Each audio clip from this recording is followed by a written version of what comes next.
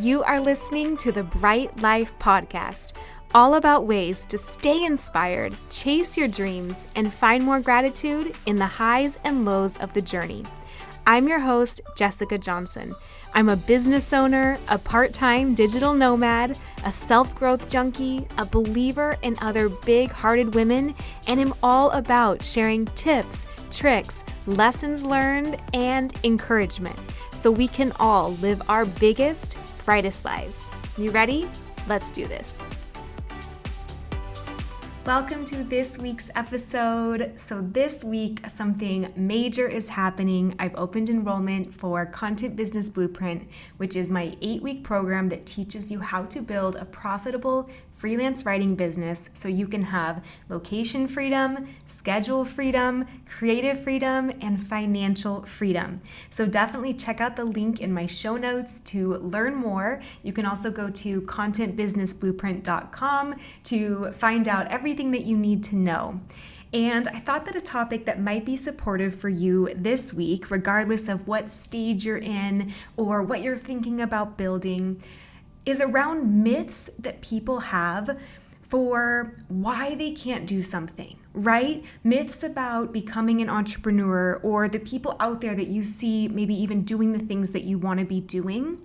I think this can really offer a few mindset reframes so that you don't let someone else go out and live the life that you want to live and achieve the dreams that you have inside of you while you sit on the sidelines, right? Because the last thing that you want to do is get to the end of your life, if you're lucky enough to live to 80 or 90 or 100, and have spent the last 50 or 60 years knowing that there was something else out there for you, right? Wondering what could have happened had you just taken a chance on this one day, had you just moved through your fears.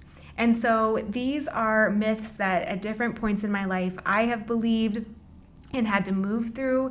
They're things that I hear come up often when I talk to other women who are dreaming of building something but are scared to take that first step. And so consider if you have any of these, and I hope this really helps you to break out of these mindsets that may be limiting you. All right? And so the first one that I hear a lot is, it's too late for me. Maybe you feel like you've been in a certain career path for an amount of time, or because you didn't do something when you were 18, right? Because you didn't major in something, it's too late for you now. Because you've built up a career in a certain industry, you can't make a change. And I really, really want to challenge that. And I have actually an entire episode on this if you want a few more intense reframes around it. But think about it this way. You would never go driving your car 2 hours and realize that you had been going the wrong direction and keep going the wrong direction. If you're going from Los Angeles to New York and you're really trying to go to Miami, you wouldn't just keep going to New York because you realized that you had already gone on that particular highway, right? Like you would reroute, and it might take you a little longer to get back on track or to get to your destination. But why would you spend your entire rest of your life or vacation in a place that wasn't meant for you, right? So it's totally okay to pivot and to reroute, and it is not too late for you. And this is not just me saying my even opinion. Think about other people that you may look up to.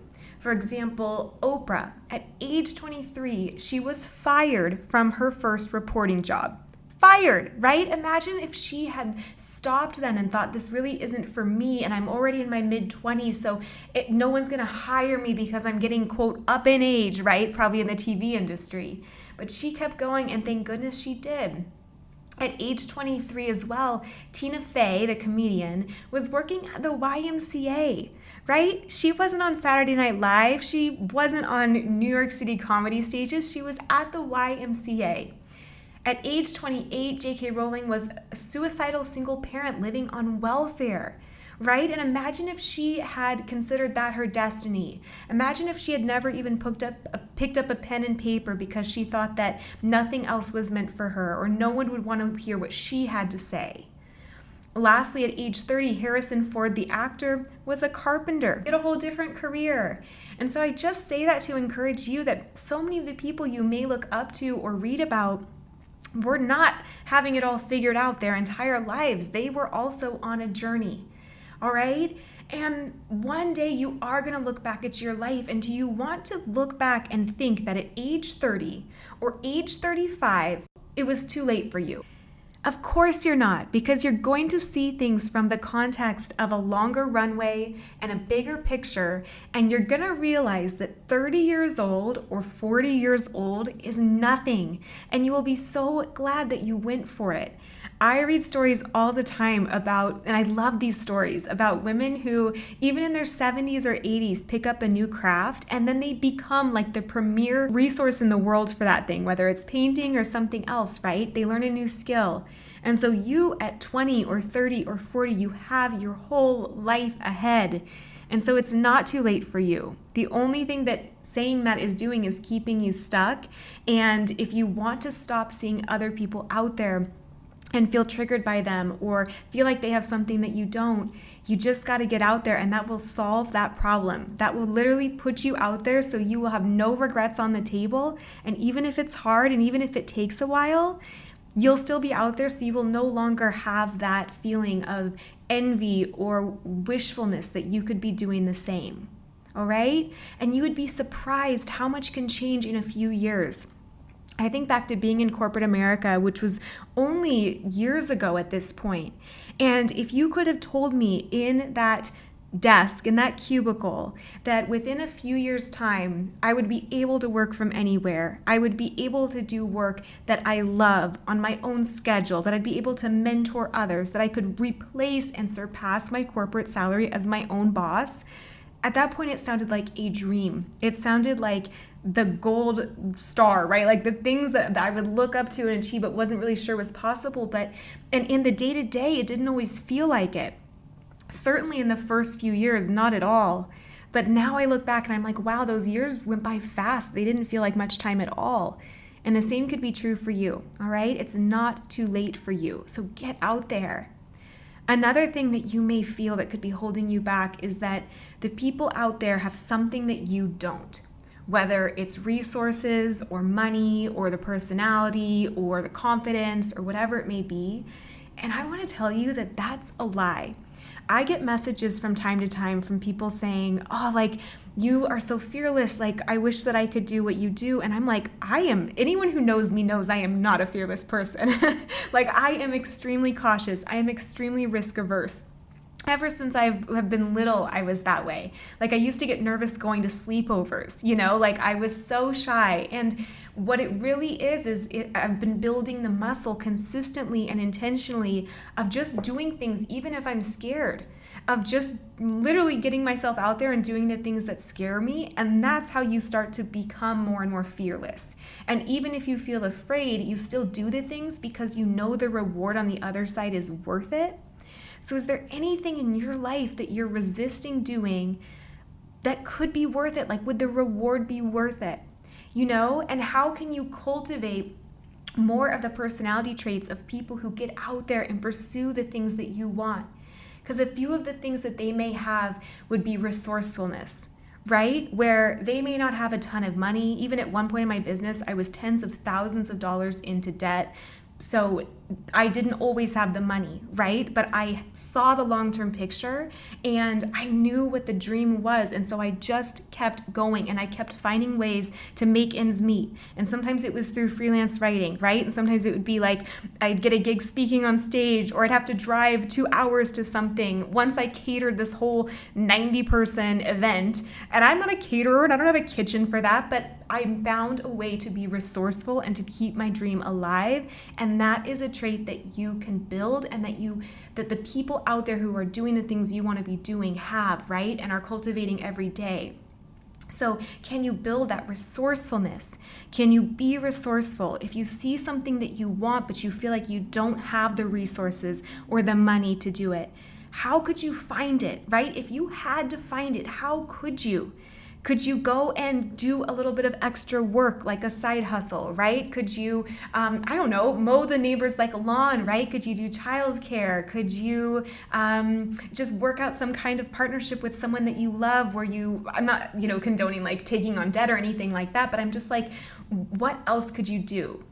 Could you get rid of, I know for me, I have a ton of like clothes and things like that I can put on Poshmark or whatever, make some extra money. So I'm not trying to offer financial advice here or talk you into anything, but just trying to get the gears going for your own life. What could you do if you had to find a way to make it work, right? What could you do? How could you be resourceful and build that muscle? I think another trait that people have who are out there is willingness, right? So the fear thing, they are willing to put themselves out there, and it's not easy. And I know because I'm friends with these entrepreneurs and I'm in masterminds with them, and I know that we all get nervous and we all put things out on social media, but sometimes we're scared to do it, and sometimes it's a stretch for us, and sometimes it's showing up to an edge that we have every single day. I know I have those things in my own life that I'm practicing all the time. So I think another thing that you just want to build, instead of saying they have something I don't, it's like, how can you build your own willingness to put yourself out there, to be uncomfortable, to show up anyway, to put in the work before you see the reward, and to be consistent, right? I think those things will serve you so much more, building that resourcefulness and willingness versus just writing yourself off because you see other people and assume that they don't have those things, that they have something special that you're missing, right? And another note on that is like, whatever personality you have is perfect for the people that you will be called to serve. So think about health coaches or business coaches or whoever, you are following on social media. There are probably some people that you really resonate with, even though they're teaching the same thing as everyone else, compared to other people that you would never work with because they're just not your vibe and your style, right? And so I know so many business people and entrepreneurs who they fully lean into their style, right? So for example, one of my mastermind sisters totally embraces that she is someone who shows up a little messy. She doesn't have everything all lined up perfectly. She doesn't have the email funnels. She doesn't master the tech. She doesn't measure. The results are things that people tell her she should measure. But she shows up so fully that way that people are drawn to her. And especially the people that have always felt bad about those traits in themselves, they love that she has owned it and that she gives them permission to do the same. So I would just say that for you too. It's like, it doesn't matter what your personality is. It doesn't matter what your flaws are. Make them equal or assets, right? Make them neutral or make them assets for yourself, because they will be for your perfect people. All right, so those are two myths, and I have a third. The first one is it's too late for you.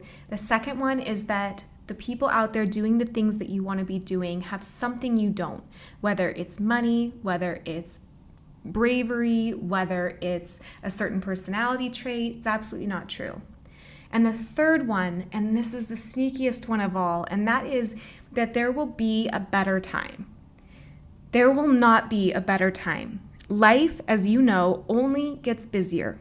It only gets more complicated. There only become more relationships and more commitments and things like that. What I want you to think about is, what is the opportunity cost of waiting on your dream?